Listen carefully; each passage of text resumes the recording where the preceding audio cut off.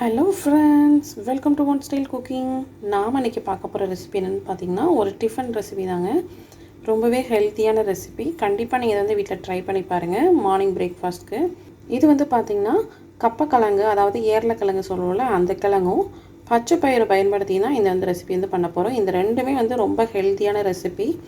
வாங்க இதை பயன்படுத்தி ஒரு சூப்பரான டிஃபன் ரெசிபி எப்படி செய்யலாங்கிறத பார்க்கலாம். வீடியோக்குள்ளே போகிறதுக்கு முன்னாடி கீழே உள்ள ரெட் கலர் சப்ஸ்கிரைப் பட்டனை கிளிக் பண்ணுங்கள். கூடவே பக்கத்தில் உள்ள பெல் ஐக்கானையும் கிளிக் பண்ணுங்கள். அப்போ தான் நான் போடுற வீடியோ எல்லாமே உடனுக்குடன் உங்களுக்கு தெரிய வரும். வாங்க இப்போ வீடியோக்குள்ளே போகலாம். பச்சை பயிரை வந்து நல்லா ஊற வச்சு எடுத்து வச்சுருக்கேன். ஒரு 3 மணி நேரமாக நல்லா ஊற வச்சு எடுத்துக்கோங்க. இப்போ நீங்கள் காலையில் டிஃபன் பண்ணுறீங்க அப்படின்னா நைட்டே வந்து ஊற வச்சு எடுத்துக்கோங்க. இப்போ இந்த ஏர்லக்கிழங்கை நம்ம தோலெல்லாம் நீக்கிட்டு நல்லா கட் பண்ணி எடுத்துக்கலாம். இப்போ ஒரு குக்கரில் நம்ம ஊற வச்சுருந்த பச்சை பயிரை சேர்த்துக்கலாம். இது வந்து 1/2 கப் எடுத்து ஊற வச்சு எடுத்து வச்சுருக்கேன். இது கூடவே இந்த கப்பக்கிழங்கையும் இந்த மாதிரி க்ளீன் பண்ணி நல்லா கட் பண்ணி எடுத்து வச்சுருக்கேன். அதையும் சேர்த்துக்கலாம். இப்போ இதோட தேவையான அளவு உப்பு சேர்த்துக்கலாம். இதுக்கு தேவையான அளவு தண்ணி. நம்மளுக்கு வந்து கிழங்கு வந்து பார்த்திங்கன்னா சில கிழங்கு வந்து ஒரு விசிலே நல்லா நம்மளுக்கு குக் ஆயிரும். சில கிழங்கு வந்து பார்த்திங்கன்னா 2 விசில் ஆகும். பயிர் வந்து பார்த்திங்கன்னா நல்லா நம்மளுக்கு மேஷ் ஆகணும் அப்படின்னா ஒரு 4-5 விசில் ஆகும். இப்போ இதை நம்ம மொத்தம் 5 விசில் வைக்க போகிறோம். கொஞ்சமாக இதில் மஞ்சள் தூளும் சேர்த்துக்கலாம். அவ்வளோதாங்க. இப்போ நம்ம குக்கர் மூடிடலாம். இதை 5 விசில் அடித்து ஸ்டீம் எல்லாம் அடங்கினதுக்கப்புறம் நம்ம ஓப்பன் பண்ணி பார்க்கலாம். பார்த்திங்கன்னா நமக்கு ஸ்டீம் எல்லாம் அடங்கி நல்லா நம்மளுக்கு குக் ஆகிடுச்சு. இப்போ குக் ஆனதுக்கப்புறம் பார்த்திங்கன்னா இந்த மாதிரி தான் இருக்கும். தண்ணி எல்லாம் கரெக்டாக ஊற்றுறதுனால கரெக்டாக வெந்திருக்கு பாருங்கள்.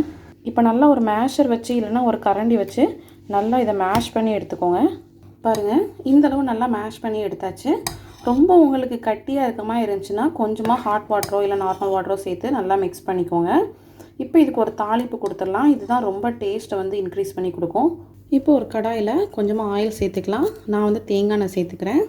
ஆயில் நல்லா சூடானதும் கொஞ்சமாக கடுகு உளுந்தம் பருப்பு சேர்த்துக்கலாம். இது கூடவே காஞ்ச மிளகா நல்லா கிள்ளி சேர்த்துக்கோங்க. இதுதான் நம்ம காரத்துக்காண்டி சேர்க்குறோம். காரம் உங்களுக்கு கொஞ்சம் அதிகமாக வேணும்னா நம்ம பச்சை மிளகா கூட நம்ம பயிரெல்லாம் அவிக்கிறப்ப கூட சேர்த்துக்கலாம். இதில் மெயினாக தாளிக்கிறதுக்கு நம்ம ஆட் பண்ண போகிறது வந்து பார்த்திங்கன்னா இந்த தேங்காய் தான். தேங்காய் வந்து பொடிசாக கட் பண்ணி வச்சுருக்கேன். இதையும் சேர்த்து நல்லா ரோஸ்ட் பண்ணி எடுத்துக்கணும். தேங்காயோட கலர் மாறுற வரைக்கும் லைட்டாக ஃப்ரை பண்ணி எடுத்துக்கோங்க. பாருங்கள், தேங்காய் நல்லா கலர் சேஞ்ச் ஆகி வருது. இந்த ஸ்டேஜில் நம்ம ஃப்ரெஷ்ஷாக உள்ள கருவேப்பிலை சேர்த்துக்கலாம். நம்மளோட தாளிப்பை இதில் சேர்த்துடலாம். சூப்பர் ஹெல்த்தியான ஒரு பிரேக்ஃபாஸ்ட்டுங்க. கண்டிப்பாக டேஸ்ட் பண்ணி பாருங்கள். ரொம்பவே நல்லாயிருக்கும். இது வந்து ஒரு கேரளா டிஷ்ஷு தான். ஆனால் வந்து நம்ம ஸ்டைல்லே வந்து பார்த்திங்கன்னா ரொம்பவே விரும்பி சாப்பிடுவாங்க எல்லாருமே. கண்டிப்பாக உங்களுக்கும் இந்த ரெசிபி ரொம்ப பிடிச்சிருக்கும்னு நினைக்கிறேன். இந்த ரெசிபி பிடிச்சிருந்துச்சுன்னா மறக்காமல் நம்ம சேனலை லைக் பண்ணுங்கள், ஷேர் பண்ணுங்கள், சப்ஸ்கிரைப் பண்ணுங்கள்.